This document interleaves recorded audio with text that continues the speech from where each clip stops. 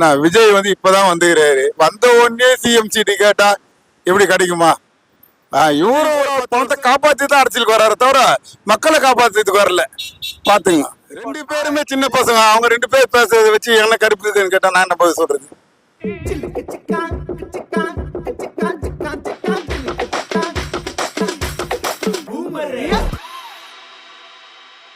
ரெண்டாயிரத்தி 26 வந்து தளபதி அரசியலுக்கு வராரு.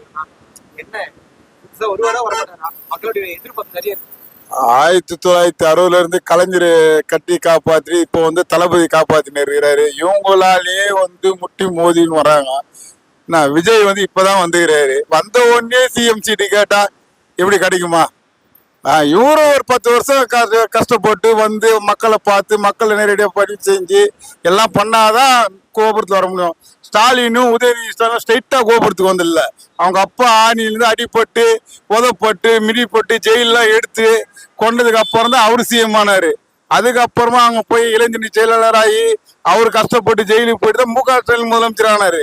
உதயநிதி ஸ்டாலின் வந்து அவங்க செல்வாக்குல டைரக்டா எம்எல்ஏ வந்ததுனால இப்ப அவருக்கு அமைச்சர் பதவி கொடுத்துறாங்க. அவர் வந்தாலும் விஜய் நேரம் வந்துட முடியுமா? இல்ல, விஜய் அவங்க அப்பா வந்து டைரக்டரா இருந்தாரு. இதே விஜய் வந்து ஒரு சினி ஃபீல்ட்ல போயிருந்தாரோ டைரக்டா சீக்கிரம் சினி ஃபீல்ட் டைரக்டரா இருக்கலாம். அதுல போகாம அரசியல் வந்து சிஎம் பாயிட முடியுமா? ஏற்கனவே இருக்கிற தளபதி தான் செஞ்சு நிற்கிறாரு. புதுசா இந்த தளபதி வந்து என்ன செய்ய போறாரு?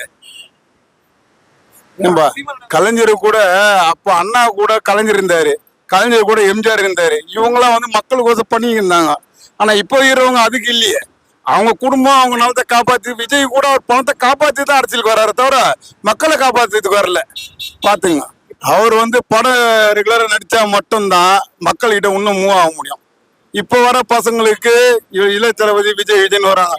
இன்னும் வர பசங்களுக்கும் அவர் வந்தாதான் இப்ப பசங்க அரசியலுக்கு வர முடியும். இவர் இன்னும் நடிக்கணும், படம் நடிக்கணும். படம்லாம் நடிக்காம இருந்தாருன்னா இவர் லைஃப் முடிஞ்சு போச்சு. இவர் படம் நடிச்சுனே இருந்தாதான் மக்களுக்கு தெரியும்.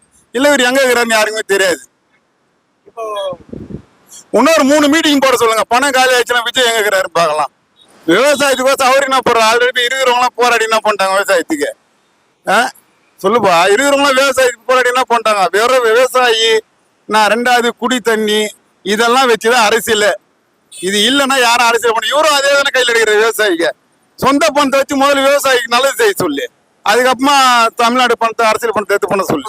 ரெண்டு பேருமே சின்ன பசங்க. அவங்க ரெண்டு பேர் பேசுறதை வச்சு என்ன கருப்புன்னு கேட்டா நான் என்ன பதில் சொல்றது?